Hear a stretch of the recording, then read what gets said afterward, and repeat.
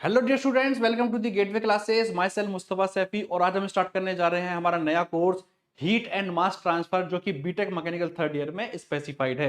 तो आज हम इस वीडियो में डिस्कस करेंगे कि एकेटीयू के हिसाब से क्या क्या सिलेबस इस कोर्स के लिए डिजाइन किया गया है और क्या क्या टॉपिक हम इस कोर्स में कवर करने वाले हैं। तो चलिए सबसे पहले बात करते हैं हम लोग सिलेबस की कि इसका सिलेबस क्या है। तो हीट एंड मास ट्रांसफर का जो सिलेबस है वो 5 यूनिट में डिवाइडेड है। आप देख सकते हैं यूनिट 1, 2, 3, 4 एंड 5।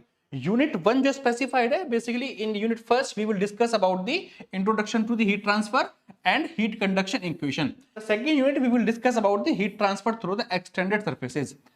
जो फिन्स होती है, basically fins are called as the extended surfaces. तो in second unit we will discuss about the heat transfer from these extended surfaces, और you can say heat transfer from the fins. In third unit, we will discuss about the force and the free convection. Basically, convection is also the mode of the heat transfer. Heat transfer को होने के लिए कई mode की requirement होती है। आप कह सकते हैं कि हीट ट्रांसफर के कई मोड होते हैं। बेसिकली वो कंडक्शन, कन्वेक्शन और रेडिएशन 3 पार्ट में डिवाइड है। तो हम इस यूनिट में पढ़ेंगे about the forced and the free convection. And unit 4 basically it is based on the thermal radiation, कि रेडिएशन क्या होता है और डिफरेंट डिफरेंट थर्मल प्रॉपर्टीज क्या क्या होती हैं और कैसे रेडिएशन के थ्रू हीट का ट्रांसफर होता है। And in unit number 5 we will discuss about the heat exchanger, boiling, condensation and introduction to the mass transfer. तो चलिए सिलेबस को हम थोड़ा डिटेल में देखते हैं। तो this is the syllabus as per the AKTU of unit number 1, in which we have to study about the introduction to the thermodynamics and the heat transfer. Basically, heat transfer और thermodynamics both are the part of the thermal science. दोनों ही thermal science के part हैं। हम यहां पर ये discuss करेंगे कि थर्मोडायनेमिक्स और हीट ट्रांसफर में डिफरेंस क्या होता है, हमें हीट ट्रांसफर पढ़ने की रिक्वायरमेंट क्यों बनी। बेसिकली थर्मोडायनेमिक्स में आपको मोड्स के बारे में और रेट के बारे में नहीं पता होता है कि हीट का जो ट्रांसफर हो रहा है वो किस रेट से हो रहा है और किस मोड के थ्रू हो रहा है। So we will discuss about the difference between the thermodynamics and the heat transfer, and we will discuss about the modes of heat transfer, namely conduction, convection and the radiation. कि heat जब transfer होता है तो किस किस mode के through heat का transfer आपका हो सकता है। तो 3 ही मोड रहेंगे, conduction, convection and the radiation. Then we will discuss about the effect of the temperature on the thermal conductivity. Basically thermal conductivity is the property of the material by which it can transfer the heat. तो thermal conductivity क्या होती है, कैसे ये temperature पर depend करती है, तो इसके बारे में हम यहाँ पर डिस्कस करेंगे for the different materials. Then we will discuss about the combined effect of the heat transfer.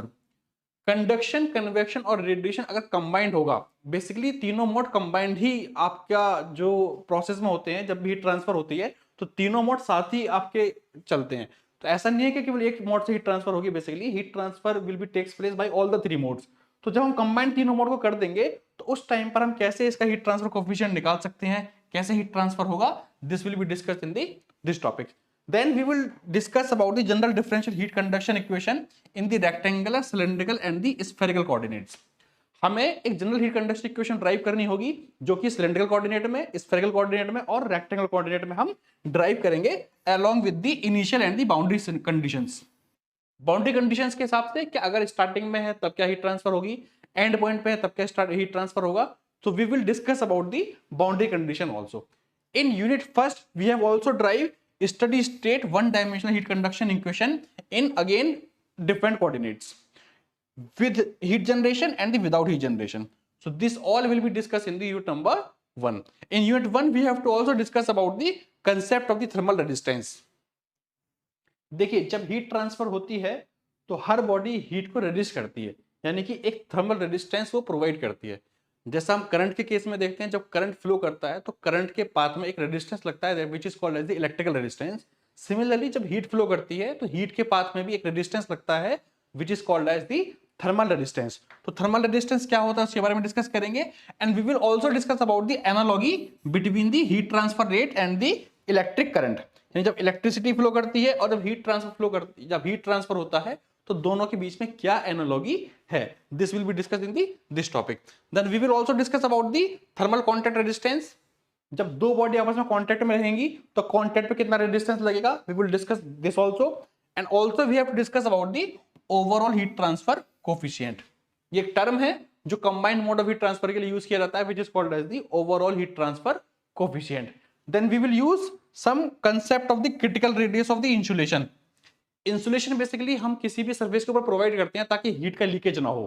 तो उसकी क्रिटिकल रेडियस कितनी होनी चाहिए, उसका डेरिवेशन क्या होगा, कितनी उसकी वैल्यू होनी चाहिए for the cylindrical body and for the spherical body, everything will be discussed in this topic for the spherical body as well as for the cylindrical body. So these all are the topics of the unit number 1 जो हम unit 1 में discuss करेंगे। इसके बाद चलते हैं हम आगे unit 2 की तरफ। तो unit 2 में जो हमें डिस्कस करना है, we have to discuss about the heat transfer from the extended surfaces, जो हमने पहले डिस्कस किया था fins। बेसिकली फिन्स क्या होती हैं, जो आपने देखा होगा एसी, विंडो एसी के पीछे बहुत सारी पत्तियां लगी होती हैं, स्ट्रिप लगी होती हैं, वो फिन्स होती हैं। Fins basically they are the extended surfaces. हम सरफेस के एरिया को इंक्रीज कर देते हैं ताकि हमारा हीट ट्रांसफर रेट इंक्रीज हो जाए और हमारा हीट जल्दी जल्दी बाहर निकल जाए। तो हमें इस यूनिट में यही डिस्कस करना है कि एक्सटेंडेड सरफेसेस से यानी फिन्स से कैसे हीट ट्रांसफर होगा, कैसे हम इसको क्लासिफाई कर सकते हैं, और डिफरेंट डिफरेंट फिन्स के क्रॉस सेक्शन के हिसाब से हम देखेंगे कि अगर हम अलग अलग तरीके के फिन यूज करते हैं तो कितना हीट ट्रांसफर की वैल्यू उसमें मिलती है। One more topic is there कि जब भी हम टेम्परेचर चेक करते हैं थर्मोमेट्रिक वेल में, थर्मोमेट्रिक वेल बेसिकली क्या होता है, जब भी कहीं पर कोई फ्लूइड फ्लो कर रहा होता है तो वहां पर थर्मोमेट्रिक वेल लगाते हैं उसके टेम्परेचर को मेजर करने के लिए। जब भी हम थर्मोमीटर से इसका टेम्परेचर मेजर करते हैं तो वहां पर कुछ एरर आती है। तो we will discuss about that error, कि वो एरर कितनी आएगी और कैसे हम उस एरर को दूर कर सकते हैं।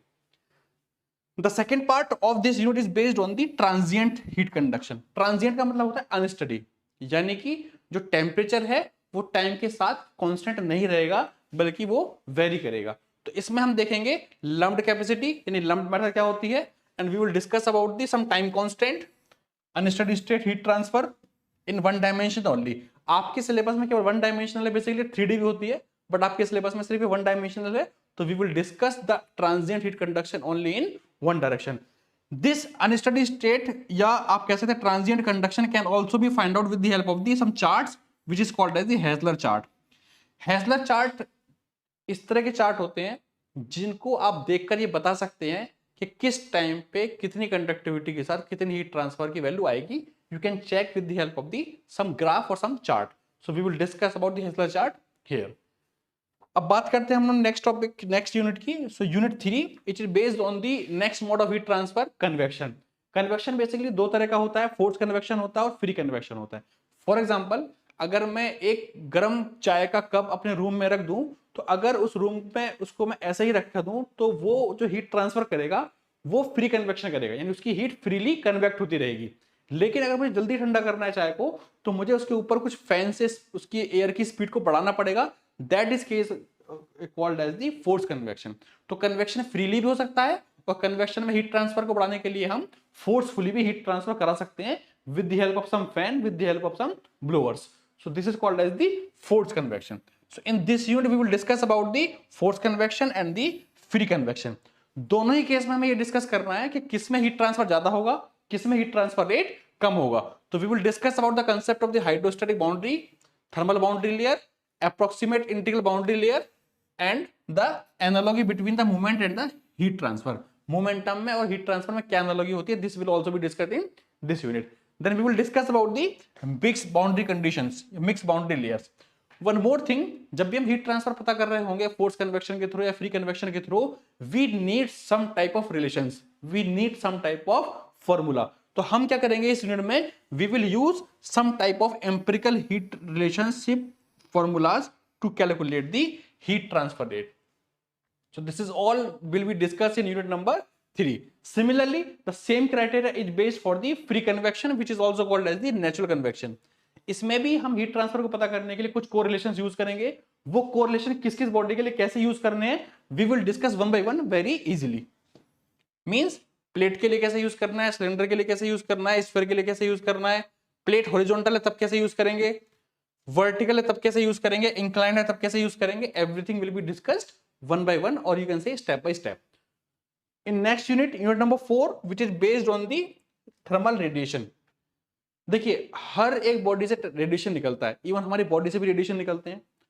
इस रेडिएशन पर ही कंसेप्ट पर बेस्ड कुछ टॉपिक्स हैं जो हमें यूनिट 4 में डिस्कस कर रहे हैं। लाइक कि रेडिएशन प्रॉपर्टी कौन कौन सी होती है सरफेस की, ब्लैक बॉडी का कंसेप्ट क्या होता है, इसी पर बेस्ड कुछ लॉ है, प्लैंक्स लॉ क्या होता है और वीन डिस्प्लेसमेंट लॉ क्या होता है। तो we will discuss about these topics and we will discuss about the Stephen Boltzmann law. This is the important law for the radiation heat transfer, Stephen Boltzmann law. Kirchhoff law, gray body, shape factor. These are the topics which will be discussed in the unit number 4. And we will also discuss about the radiation exchange between the two non-black bodies in an enclosure. अगर दो bodies रखी हुई हैं वो कैसे heat exchange करेंगी radiation के थ्रू, we will discuss about that in this topics. Then we will find the radiation combinedly with the conduction and the convection. जैसा कि मैंने स्टार्टिंग में बताया था, कंडक्शन, कन्वेक्शन और रेडिएशन, तीन मोड जो हीट ट्रांसफर के हैं ये कंबाइंडली अगर होते हैं, एक साथ होते हैं, तो अगर रेडिएशन को हम दो के साथ जब मिला देंगे तो किस तरह से हम हीट ट्रांसफर फाइंड आउट करेंगे, we will discuss about that in this topics. Also we have to discuss about the solar radiation, green house effect and the radiation network analysis. ठीक, जो रेडिएशन का जो इम्पैक्ट है, means आपका solar radiation क्या होता है, जो आपका सन से जो हीट आ रही है. ग्रीन हाउस इफेक्ट क्या होता है, आप लोगों ने हो सकता है कई लोगों ने पढ़ा हुआ होगा ग्रीन हाउस इफेक्ट के बारे में. तो ग्रीन हाउस इफेक्ट क्या होता है, बेसिकली ग्रीन हाउस इफेक्ट जो है ये एक तरह का रेडिएशन के पे काम करता है. और रेडिएशन नेटवर्क एनालिसिस, कि अगर डिफरेंट डायरेक्शन में रेडिएशन अगर हो रहा है तो कैसे हम उसको नेटवर्क बना के एक कंबाइंडली हीट ट्रांसफर रेट निकालेंगे. And our last unit is based on the 3 topics. Heat exchanger. Basically heat exchanger क्या होते हैं, ये इस तरह के डिवाइसेस हैं जो हीट को एक्सचेंज करते हैं दो फ्लूइड के बीच में. जब भी दो फ्लूइड होंगे हमें हीट का एक्सचेंज करना होगा तो हम हीट एक्सचेंजर यूज करते हैं. तो इस यूनिट में हमारे लिए सबसे इंपॉर्टेंट जो टॉपिक है वो हीट एक्सचेंजर ही है. तो हीट एक्सचेंजर में हम क्या पढ़ेंगे, हीट एक्सचेंजर कितने टाइप्स के होते हैं, फॉलिंग फैक्टर क्या होता है, कैसे हम हीट ट्रांसफर कोएफिशिएंट निकालते हैं, and also we will discuss about the method to calculate the heat transfer rate like LMTD method. एक मेथड होती है log mean temperature difference, in short it is called as the LMTD. तो LMTD method और एक effectiveness method, ये दो method के बारे में डिस्कस करेंगे. ठीक, and we will also discuss about the compact heat exchangers. ये कॉम्पैक्ट हीट एक्सचेंजर्स क्या होते हैं, इसे डिस्कस करने के बाद बेसिकली यूनिट 5 का जो मेन पार्ट है वो यही है, हीट एक्सचेंजर. जो रिमेनिंग पार्ट बचेगा उसमें हम डिस्कस करेंगे बॉइलिंग एंड कंडेंसेशन के बारे में, कि बॉइलिंग क्या होती है, कंडेंसेशन क्या होता है. जब भी हम किसी फ्लूइड को बॉइल करते हैं या जब कंडेंस करते हैं तो क्या क्या फिनोमेना होती हैं, किस किस टाइप का कंडेंसेशन होता है, किस किस टाइप की बॉइलिंग होती है. Everything will be discuss in this unit. And lastly we will discuss about the mass transfer. Basically इस सब्जेक्ट का नाम जो रखा हुआ है हीट एंड मास ट्रांसफर. तो मास ट्रांसफर का पार्ट हमारे पास बहुत कम है बेसिकली. क्यों, क्योंकि ये जो टॉपिक है basically this is important for the chemical engineers. तो यहां पर इसका मास ट्रांसफर का सिर्फ इंट्रोडक्शन में पढ़ना है कि मास ट्रांसफर क्या होता है, क्या इसका बेसिक लॉ है which is called as the Fick's law of diffusion. तो बेसिक इसका introduction, Fick's law, steady state, equimolar counter diffusion और इसके बारे में कुछ कोरिलेशंस, हमें यही पढ़ना है. यानी कि हमें मास ट्रांसफर के बारे में ज्यादा डिस्कस नहीं करना है, we have to discuss only introductory part. So this is all about the 5 unit syllabus, unit 1, 2, 3, 4 and 5, जो हम इस कोर्स में डिस्कस करने वाले हैं 1 by 1 और बहुत इजीली वे में. अब बात करते हैं हम आपको कोर्स की, कोर्स कहाँ अवेलेबल रहेगा आपको बेसिकली. सो क्या क्या हम आपको उसको प्रोवाइड करने वाले हैं. So we will provide you the recorded video lectures of all the topics of your syllabus. We will also deliver the PDF notes, आपको PDF नोट्स दिए जाएंगे और साथ ही साथ में आपको प्रैक्टिस क्वेश्चन दिए जाएंगे विद आंसर्स, ताकि जब हम लेक्चर में आपको कुछ पढ़ाएं तो आप उस कंसेप्ट को समझने के बाद कुछ क्वेश्चंस को खुद से सॉल्व करने की भी कोशिश करें. So these 3 will be provided in the course. अब बात करते हैं हम कोर्स की फीस की. तो कोर्स की जो फी है वो स्टार्टिंग में हमारी रहेगी अभी 799. This is the course fee.